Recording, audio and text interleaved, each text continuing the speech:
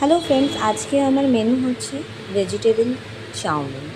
Vegetable কিন্তু pure veg নয়, কারণ এতে আমি জিঞ্জার গার্লিক দেব।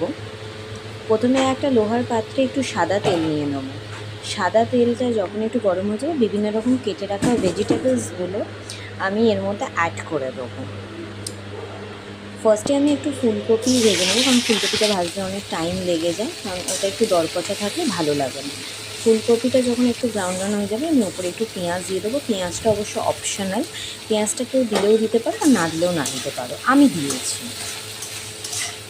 যখন পেঁয়াজটা লাল লাল করে ভাজা হয়ে যাবে, একটু হলুদ দেবো আর একটু পিঙ্ক সল্ট, হোয়াইট সল্ট যেটা বাড়িতে থাকে সেটাই অ্যাড করবো।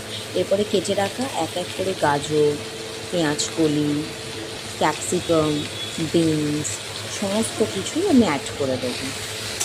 এটাকে ভালো করে নাড়াচাড়া করতে হবে, আর বারে বারে চাপা দিলেও কিন্তু খুলে খুলে দেখতে হবে, কারণ তার তলা যাতে না লেগে যায়। হয়ে গেলে এটাকে ঢাকা দিয়ে দেবো। আর অন্য একটা কড়াতে আমি গরম জলের মধ্যে একটু সিমুই নিয়ে নিয়েছি। আমার বাড়িতে সিমুই আছে, আমি সিমুই দিয়ে চাউমিনটা বানাচ্ছি। তোমরা প্রপার চাউমিন কিনেও বানাতে পারো। এটা বারবার ঢাকা দিয়ে যখন খুলবে, তখন দেখুন ভাপে ভাপে সেদ্ধ হয়ে যাচ্ছে।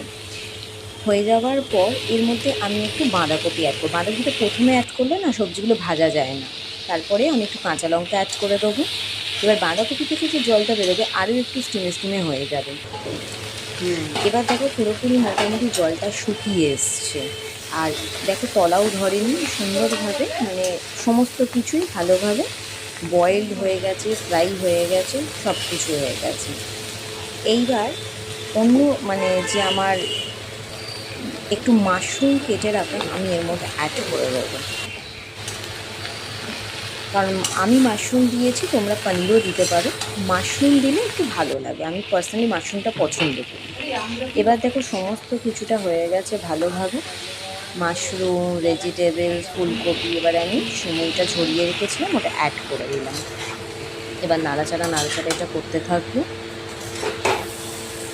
নাড়াচাড়া হয়ে গেলে অন্য কড়াতে সামান্য একটুখানি অয়েল দিয়ে, এটাই কিন্তু মেন ট্রিক্স, এর মধ্যে আমি একটু গার্লিক অ্যাড করে দিয়েছি। গার্লিকটা একটু লাল লাল করে ভেজে নেব। আর ততক্ষণে অন্য কড়াতে আমি একটু গোলমরিচ, স্বাদ মতো যে যেরকম ঝাল খাও, আর ওতে তখনক্ষণে আমি জিঞ্জারটা দিয়ে দেবো। জিঞ্জার আর গার্লিকটা ভালোভাবে যখন ভাজা হয়ে যাবে, কাঁচা ভাবটা চলে যাবে, গ্যাসটাকে অফ করে দেবো। তারপরে এর মধ্যে মিলিয়ে দেবো, যাতে একটা ফ্লেভার এসে যায় জিঞ্জার গার্লিকের। হয়ে গেছে রেডি।